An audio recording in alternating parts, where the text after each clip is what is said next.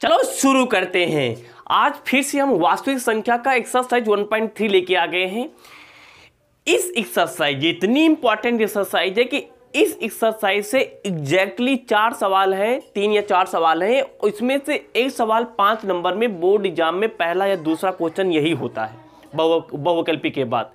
तो कहने मतलब कि लिटरली वेरी इंपॉर्टेंट क्वेश्चन है, ठीक है ना, बहुत इंपॉर्टेंट क्वेश्चन है। इसमें कैलकुलेशन करने के लिए कुछ भी नहीं, बस इसमें हमें एक बात को लिख के दूसरी बात को इधर उधर घुमाना रहना है। आओ देखते हैं हमारे पास क्वेश्चन नंबर 1 हमने यहाँ पे लिख रखा है। क्या कह रहा है? कह रहा है कि सिद्ध कीजिए कि √5 एक अपरिमेय संख्या है। पहली बात तो ये समझो, पहले यहाँ पे डालो सोल्यूशन, हम लोग यहाँ पे सोल्यूशन डालेंगे। पहली बात तो ये समझो कि √5 हमारे पास क्या है, हकीकत में एक हमारे पास अपरिमेय संख्या है। हमने बताया था कि जितने भी रूट वाले मान होते हैं, जितने भी रूट वाले मान हैं, जैसे रूट का 5 है ना, अगर रूट का 5 है तो ये तो ऑटोमेटिक हमारे पास एक अपरिमेय संख्या है ना, रूट का 5 एक अपरिमेय संख्या है। लेकिन हमें प्रूव करना है, सिद्ध करना है, सिद्ध कीजिए कि √5 एक अपरिमेय संख्या है। मतलब कि हमें ये सिद्ध कराना है। देखो कैसे, अगर किसी बात को सिद्ध करना है कैसे सिद्ध करेंगे, देखो ध्यान से। अगर हम √5 को कुछ और मान लें, जैसे √5 को हम यहाँ मानेंगे परिमेय मानेंगे, √5 को परिमेय मान के उसका सोल्यूशन करेंगे। अगर वो परिमेय नहीं निकली तो क्या निकल जाएगी? अपरिमेय हो जाएगी। मतलब कि इसमें हम लोग क्या करेंगे, अपरिमेय बनाने के लिए पहले हम कुछ मानेंगे और अपनी ही बात को जो मानेंगे ना उसका हम लोग विरोध कर देंगे, उसका उल्टा हो जाएगा। तो जो मानेंगे हम लोग परिमेय मानेंगे, अगर ऐसा नहीं होगा तो क्या हो जाएगा? अपरिमेय हो जाएगा। हमें ये करना है, मतलब कि हम अपनी बात मानेंगे, अपनी बात को ही गलत कर देना। और चालू करते हैं। तो सबसे पहले हम लोग क्या करेंगे, यहाँ पे मानेंगे, यहाँ पे इसमें लिखना है पूरी कहानी। इसमें लिखने के नंबर मिलते हैं, इसमें जितना अच्छा लिखोगे उतना अच्छा नंबर मिलेंगे। कैलकुलेशन तो है ही नहीं, बिल्कुल कम कैलकुलेशन है। तो मानना यहाँ पे √5 एक, यहाँ पे लिखना पड़ेगा परिमेय संख्या है। बात समझ आ गई? बहुत बढ़िया, हमने यहाँ पे लिख लिया परिमेय संख्या है। तो अगर √5 हमारे पास परिमेय संख्या है तो इसे हम लोग P/Q के रूप में लिख सकते हैं। भाई परिमेय संख्या स्टार्टिंग बता चुके हैं। लेकिन सुनो ध्यान से, यहाँ पे PQ क्या है, सुनो ध्यान से। P और Q दो पूर्णांक हैं, जहां पर Q ≠ 0। अगर ये हमारे पास परिमेय संख्या तो Q का मान कभी 0 नहीं होगा। तथा ये बात इंपॉर्टेंट है, तथा PQ का जो हमारे पास HCF है, क्या हमारे पास HCF वो हमारे पास 1 होगा। PQ का HCF 1 होगा, मतलब कि हमारे पास यहाँ पे एक वर्ड होता है सअभाज्य। अगर किन्हीं भी दो नंबर, जैसे PQ हमारे पास कोई न कोई पूर्णांक होंगे, कोई नंबर होंगे, उनका HCF 1 निकलेगा।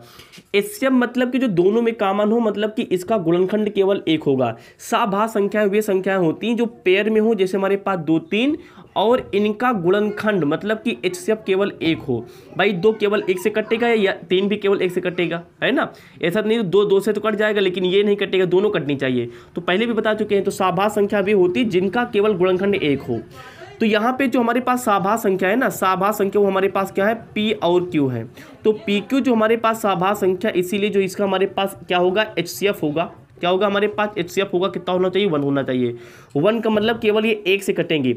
HCF का मतलब होता है किसी भी नंबर का अगर HCF निकालते हैं, इसका मतलब ये होता है कि वो केवल उसी नंबर से कटेगा। बात समझ में आ रही? ये बात समझ में आ गई होगी आपको। जैसे हमने कहा 120 का हमारे पास गुणनखंड हमारे पास क्या होता है, हमने अगली वीडियो में बताया था 2 3 4 और 5। इसका मतलब ये हुआ कि 120 में हमारे पास जितने भी ये नंबर लिखे ना, इसका जितना भी सोल्यूशन आएगा, इनके जो फैक्टर हैं, इन फैक्टर से पूरा कट जाएगा। इनका मतलब मान कितना है, 120। तो 120 2 से भी कटेगा, इनके फैक्टर है। 120 हमारे पास 3 से भी कटेगा, 120 हमारे पास लास्ट वाला 5 से भी कट जाएगा। तो कहने मतलब कि जिसका जो फैक्टर होता है वो उससे पूरा कट जाएगा। तो एक हमारे पास क्या है फैक्टर, तो 1 से कटेगा। और अगर ये हमारे पास PQ हमने माना सअभाज्य संख्या है, तो 1 के अलावा किसी दूसरे नंबर से नहीं करना चाहिए, हम ये मान चलते हैं। बहुत बढ़िया, इतना मान लिया, वेरी गुड। अब देखो ध्यान से, यहाँ पे कुछ कैलकुलेशंस होगी हमारे पास। इसको इधर 1 मान के मल्टीप्लाई यहाँ से चालू करेंगे। तो यहाँ पे 1 3 मल्टीप्लाई करेंगे तो ये हो जाएगा हमारे पास P एकम P, तो ये हो जाएगा P इक्वल टू, ये हो जाएगा हमारे पास √5, ये हो जाएगा हमारे पास Q। ठीक है ना, बहुत बढ़िया। एक काम करते हैं, अब दोनों तरफ हम लोग क्या कर सकते हैं, स्क्वायरिंग कर सकते हैं, या भी चाहो तो हम लोग √5 को इधर ले लेंगे, यहाँ पे ये मल्टीप्लाई में जाएगा डिवाइड में, तो p अपान √5 इक्वल टू कितना आ गया, q आ गया। यहाँ पे दोनों तरफ स्क्वायर करेंगे, दोनों तरफ एक स्टेप करना पड़ेगा, दोनों तरफ वर्ग करने पर वर्ग कर दो, तो p/√5 का whole square equal to q का होल स्क्वायर। ब्रैकेट के ऊपर स्क्वायर है, मतलब कि स्क्वायर p के ऊपर है, √5 के ऊपर है, तो ये हो जाएगा p स्क्वायर, यहाँ का रूट यहाँ का हमारे पास स्क्वायर खत्म हो जाएगा, बचेगा 5 इक्वल टू q स्क्वायर। क्या बचेगा, q स्क्वायर। इसको मान लो हमारे पास समीकरण 1, कितना मान लो हमारे पास समीकरण 1। अच्छा यहाँ पे देखो हमारे पास जो p स्क्वायर है ना, ये 5 से विभाजित है, यहाँ पे लिखो p स्क्वायर 5 से विभाजित है। एक चीज बताओ, अगर p स्क्वायर 5 से विभाजित है तो p भी, अगर स्क्वायर विभाजित तो p भी क्या होगा, p भी 5 से विभाजित होगा। क्या होगा हमारे पास, 5 से क्या होगा भैया, विभाजित होगा। विभाजित होगा कैसे, जैसे हमने कहा कि देखो ध्यान से, अगर कोई भी नंबर किसी दूसरे नंबर से कटता है, जैसे हमने कहा कि 8, हमने कहा कि 4 से कट जाता है, भाई 8 4 से कट जाएगा, बिल्कुल कट जाएगा, 4 एकम 4 4 दूनी 8।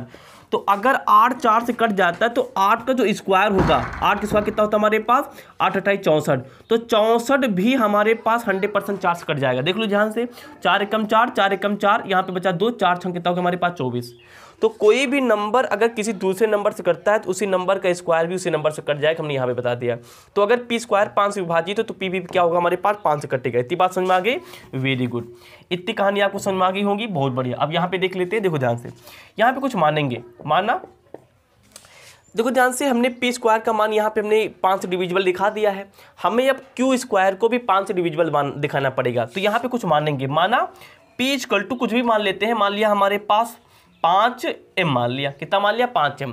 तो हम लोग क्या करेंगे, p इक्वल टू 5m को समीकरण में रखेंगे। तो यहाँ पे लिखो p का मान समीकरण 1 में रखने पर, रख लो p का मान। तो p हमारे पास यहाँ पे रखेंगे, तो p का मान कितना हमारे पास, ये हमारे पास 5m है, ऊपर लगा हमारे पास होल स्क्वायर, बट्टे का नीचे 5 है, इक्वल टू कितना होगा हमारे पास q स्क्वायर। यहाँ पे 5 इसके ऊपर जाएगा स्क्वायर दोनों के ऊपर, तो 5 के ऊपर जाएगा तो 5 25 हो जाएगा, m के ऊपर m स्क्वायर हो जाएगा, अपान का 25 5 हो जाएगा, ये हो गया हमारे पास q स्क्वायर। बात समझ में आ गई। तो 5 एकम 5 5 25, ये हो जाएगा हमारे पास 5m square equal to q square. 5 multiply में इधर जाएगा डिवाइड में, तो m स्क्वायर इक्वल टू हमारे पास q स्क्वायर, बट m कितना आ गया हमारे पास, ये 5 हमारे पास नीचे चला गया, 5 आ जाएगा। अब ध्यान दो, यहाँ पे एक बात ध्यान दो, यहाँ पे देखो ध्यान से, q स्क्वायर 5 से विभाजित है, भाई बटे में है ना, विभाजित है। एक चीज बताओ, अगर 5 q स्क्वायर को विभाजित करता है तो स्क्वायर मान को विभाजित करता है, इसके सिंगल मान को विभाजित करेगा, तब हमारे पास q भी, यहाँ पे लिख सकते हो, तब q भी 5 से विभाजित होगा। बात समझ गई। अगर q स्क्वायर 5 से विभाजित है तो हमारे पास q भी 5 से विभाजित होगा। Very good. अरे ये तो गड़बड़ा गया भैया, गड़बड़ा कैसे गया, गड़बड़ा ऐसे गया कि ध्यान से देखो, हमने यहाँ पे लिखा था कि PQ हमारे पास एक सआभास संख्या है। सआभास संख्या का जो फैक्टर हमारे पास केवल 1 होता है। फैक्टर का मतलब होता है वो केवल उसी नंबर से कटेगा। तो अगर ये 1 से ही कटता है तो ये 5 से क्यों कट गया, 5 से क्यों कट गया, इसका मतलब जो हमने माना था वो नहीं निकला। यहाँ पे लिखो इस प्रकार P तथा Q 5 से पूर्ण विभाजित है। पूर्ण विभाजित हो गए ना, हो गए नहीं हो गया, तो इससे क्या हुआ, जो हमने माना था उसका उल्टा हो गया ना। अगर PQ 5 से पूर्ण विभाजित है तब जो हमने माना था कि हमारे लिए क्या है, उल्टा है। उल्टा के लिए सब यूज करो यहाँ पे विरोधाभास। तो इस प्रकार P तथा Q 5 से पूर्ण विभाजित है, तब जो हमने माना, ये लिखना पड़ेगा, हमने माना वह एक विरोधाभास है।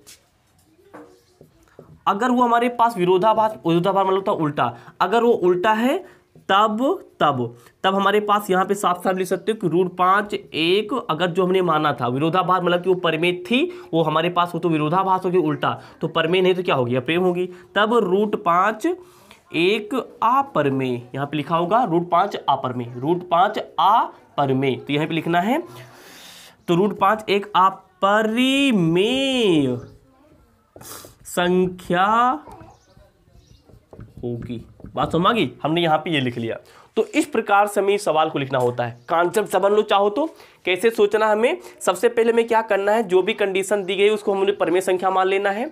जहाँ पे जो PQ होंगे हमारे पास पूर्णांक होंगे और उसमें हमारे पास जो PQ होंगी सहभाज्य संख्या होंगी। सहभाज्य संख्याओं का सब केवल 1 होता है, मतलब कि केवल वो एक ही से कटेंगी।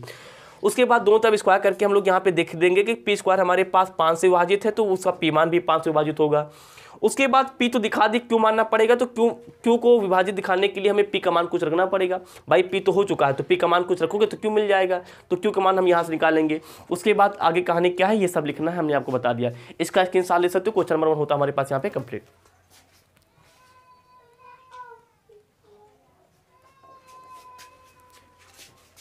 अंदर शर्ट लाओ बेटा, अंदर शर्ट कहाँ रखा हुआ, उठाओ जल्दी से शर्ट लाओ बेटा। डोली दरवाजा बंद कर दो।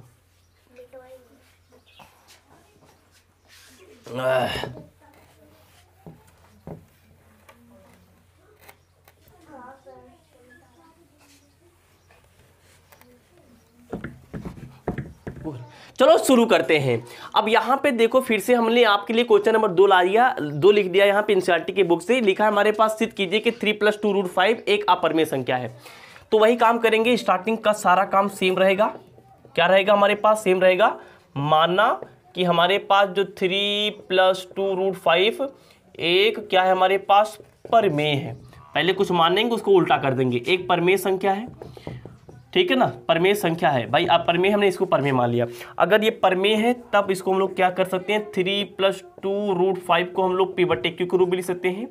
जहाँ पे हमारे पास P, इसे जो S लिखा है इसे बोलते हैं एंड, और P और Q हमारे पास क्या है, पूर्णांक है। ये हमारे पास क्या है, पूर्णांक है। अगर ये हमारे पास पूर्णांक है तब PQ का हमारे पास जो HCF होगा वो कितना होना चाहिए, 1 होना चाहिए। 1 का मतलब ये हमारे पास क्या होगी, सह आभाज्य संख्या होंगी, को प्राइम होंगी, सह अभाज्य होंगी। अगर सह अभाज्य हमारे पास P और Q हैं, P और हमारे पास Q हमारे पास क्या है, सह अभाज्य हैं, तब इनका जो फैक्टर होगा हमारे पास क्या होगा, हमारे पास फैक्टर मतलब कि गुणनखंड जिनसे ये कटेंगे वो कितना होगा हमारे पास, 1 होगा। और जहाँ पे Q का मान नॉट इक्वल टू क्या होना चाहिए, 0 हो जाना चाहिए। ये इतनी बात हमारे पास बार बार रिपीट करना होगा, इतना लिख लिया। अब क्या करेंगे, अब इसमें वर्क करके ना बैठ जाना दोनों तरफ। इसमें देखो क्या करेंगे, इसमें यहाँ से देखो ध्यान से, इसमें हम लोग क्या करेंगे, देखो ध्यान से, यही देख लो हमारे पास तो 3 + 2 √5 = हमारे पास B/Q है। यहाँ पे बराबर के पहले प्लस का 3 उधर जाए माइनस में, तो 2√5 = P/Q, उधर जाएगा तो माइनस का 3 हो जाएगा, ठीक है ना। इधर √5 हमें चाहिए केवल, तो √5 = हमारे पास P/Q हो जाएगा। इधर 2 मल्टीप्लाई में धराएगा तो डिवाइड में, इसका भी डिवाइड होगा हमारे पास और 3 के नीचे भी डिवाइड होगा, ये हमारे पास आ गया। अच्छा ध्यान से देखो, P/Q हमारे पास क्या है, परमेय संख्या है। परमेय संख्या के बगल में हमारे पास क्या लिखा है, 3/2 लिखा है। अगर परमेय संख्या के साथ में कोई भी परमेय संख्या घट जाए तो इसका जो भी सोल्यूशन होगा, इसका जो भी हमारे पास क्या होगा, सोल्यूशन होगा, वो क्या हमारे पास एक परमेय संख्या ही नहीं होगी। दिमाग लगाओ, हमारे पास परमेय ही तो होगी वो संख्या परमेय होगी। कैसे समझा जाए, जैसे हमने कहा कि 1/2 और हमने कहा माइनस हमें करना है 1/3। एक परमेय संख्या से दूसरी परमेय संख्या घट गई, लेकिन इसको हल करोगे तो इसका जो मान आएगा वो परमेय संख्या ही तो होगी। कैसे, 3 × 3 - 2 × 2 और नीचे 3 दूनी कितना हमारे पास 6, तो 3 में से 2 गया कितना बचा, 1/6। तो क्या 1/6 परमेय संख्या नहीं, तो ये बोल रहे हैं कि अगर P/Q में माइनस का 3/2 करेंगे, इसको हल करेंगे तो एक इसकी जो संख्या मिलेगी वो परमेय संख्या ही मिलेगी। Very good. अच्छा एक चीज बताओ, अगर ये परमेय संख्या है तो हमारे पास इसके सामने क्या लिखा है, बराबर के √5 लिखा, तो √5 भी परमेय संख्या होगी। इतनी बात लिखो पहले, तो लिखो यहाँ पे P/2Q माइनस का 3/2 एक परमेय संख्या होगी नहीं, ये हमारे पास क्या होगी, परमेय संख्या होगी। तो इस प्रकार अगर ये परिमेय संख्या तो इसके सामने √5, भाई बराबर का मतलब होता है बराबर, मतलब कि ये भी इसके बराबर होगा। तो इस प्रकार जो हमारे पास √5 भी एक परिमेय संख्या होगी। क्या होगी हमारे पास? परिमेय संख्या होगी। लेकिन आप दिमाग लगाओ, हमें पता है कि √5 तो परिमेय संख्या होती ही नहीं, √5 हमारे पास परिमेय संख्या होती नहीं है। तो यहाँ पे लिखो चूंकि √5 एक अपरिमेय संख्या है। यहाँ पे सब लिखते चलो, बनाते लो चलो। √5 लिखना सीखना हमें, क्योंकि √5 एक अपरिमेय संख्या है ना। ये हमारे पास क्या है? एक अपरिमेय संख्या है। अगर √5 हमारे पास एक अपरिमेय संख्या है तो जो हमने माना था कि हमारे पास क्या होगा, एक हमारे पास ये भाई √5 हमने यहाँ पे परिमेय घोषित किया है ना। तो चूंकि हमारे पास क्या है, एक अपरिमेय हो गई, तो ये तो हमारे पास विरोधाभास हो गया। चूंकि जो हमने माना तब जो माना वो विरोधाभास है, तब यहाँ पे लिखना पड़ेगा हमने जो माना वह एक विरोधाभास है। हमने क्या माना था? विरोधाभास। हमने क्या माना था कि ये पूरा क्या हमारे पास, ये वाला √5 हमारे पास परिमेय है। तो अगर वो परिमेय नहीं है, मतलब कि विरोधाभास है, तो क्या होगी? मतलब कि अपरिमेय होगी। तो इस प्रकार यहाँ पे लिखना पड़ेगा, इस प्रकार हमारे पास जितना भी लिखा था, हमारे पास क्या लिखा था? 3 + √5 हमारे पास लिखा था, हमने लिख लिया है ना, लिख लिया। एक क्या होगी हमारे पास? एक अपरिमेय होगी, हमें यही घोषित करना था। ये क्या होगी हमारे पास? अपरिमेय संख्या होगी। ये हमारे पास हो गया हैंस प्रूफ। तो इन सवाल को ऐसे करना था। इसका स्क्रीनशॉट ले लो, ले लिया होगा। चलो इस एक्सरसाइज के हम लास्ट सवाल देखते हैं, लास्ट, जो कि हमारे पास क्वेश्चन नंबर 3 है। क्वेश्चन नंबर 3 जो इसका लास्ट सवाल है, 3 भागों में डिवाइड है, एक ये। इसका हम लोग ये वाला नहीं बताएंगे। ये वाला अभी जो करके आए सेम है, ये भी हमारे पास सेम, इसको P/Q मान लेना। इसको हम लोग आपको बताएंगे कि 1/2 कैसे प्रूव करेंगे। तो यहाँ पे डालेंगे हम लोग क्या? सोल्यूशन। तो सबसे पहले हम लोग यहाँ पे क्या लेंगे? यहाँ पे हमें 1/√2 लेना है। तो हम लोग क्या करेंगे? सबसे पहले वही काम करना है, हमें मानना पड़ेगा, माना 1/√2 एक, सब में यही काम करना है। एक क्या है हमारे पास? अपरिमेय परिमेय मानना पड़ेगा। तो अपरिमेय घोषित करना है ना, तो परिमेय मानना पड़ेगा। तो माना 1/√2 एक क्या हमारे पास है? परिमेय है। ये क्या हमारे पास? परिमेय संख्या है। अगर ये हमारे पास परिमेय संख्या है तो 1/√2 को हम लोग P/Q के रूप में लिख सकते हैं। Very good. अब क्या करेंगे? यहाँ पे क्या करेंगे? दोनों तरफ वर्ग करेंगे। क्या करेंगे हम लोग? दोनों यहाँ पे दोनों तरफ वर्ग करने पर, तो वर्ग कर लो भैया। तो ये हो जाएगा हमारे पास 1/√2 का होल स्क्वायर हो जाएगा, इक्वल टू P/Q को कितना हो जाएगा हमारे पास? होल स्क्वायर हो जाएगा। 1 का होल स्क्वायर 1 होगा, यहाँ पे रूट का 2 कैंसिल हो जाएगा, 2 बचेगा, इक्वल टू P² बटे कितना बचेगा हमारे पास? Q² बचेगा। बचे नहीं बचेगा? वेरी गुड, बिल्कुल बचेगा। अब यहाँ से देखो ध्यान से, हम लोग क्या कर सकते हैं? यहाँ पे Q² को उधर भेज सकते हैं भाई, मल्टीप्लाई करेंगे तो यहाँ पे Q² इधर चला जाएगा, तो Q² इधर चला गया, इसको इधर अभी रखो, तो Q² इधर चला गया भाई, हेरा फेरी हो जाएगा। तो Q² एक कम Q² इक्वल टू हमारे पास P² और मल्टीप्लाई हमारे पास 2 हो गया। 2 को इधर भेज दो, तो Q² अपान कितना गया हमारे पास? 2 इक्वल टू कितना गया हमारे पास? P² आ गया। फिर से वही कहानी लिखना हमारे पास, क्या लिखना है? लिखना ये है कि यहाँ देखो ध्यान से, Q² 2 से विभाजित है, तो Q² 2 से पूर्ण विभाजित है ना, हमारे पास क्या है? पूर्ण विभाजित है। अगर Q² 2 से पूर्ण विभाजित है तब इसका सिंगल मान, अगर अभी प्रूव करके दिखाया था, अगर स्क्वायर विभाजित तो इसका सिंगल मान विभाजित होगा। तो Q भी 2 से भूर्ण लिख दिया हमने, भूर्ण हत्या नहीं कराना हमें, पूर्ण 2 से पूर्ण विभाजित होगा। क्या होगा हमारे पास? विभाजित, लगा है ना, विभाजित होगा। लिख लिया, ठीक है ना, हमने लिख लिया। इसको मान लो समीकरण 1। हमें भी P को तो दिखा लिया 2 से विभाजित है, Q को दिखा लिया, अभी P को हमको ये इसको भी दिखाना पड़ेगा, किसको? P को। तो जो दिखा चुके उसी मान को हमें रिलेट करना होता, मानना होता। Q दिखा चुके हैं तो Q को मानेंगे। क्या मानेंगे? जो नंबर है उसको ले लो और यहाँ पे कोई भी पूर्णांक लगा लो। पूर्णांक हमने मान लिया M। अच्छा, यहाँ पे M क्या है? यहाँ पे लिख लो, M एक पूर्णांक है। M क्या हमारे पास? M एक हमारे पास क्या है? पूर्णांक है। बात समझ रही? राइटिंग समझ लेना, राइटिंग हमारी बात चाइनीज वाली है, बहुत बढ़िया है।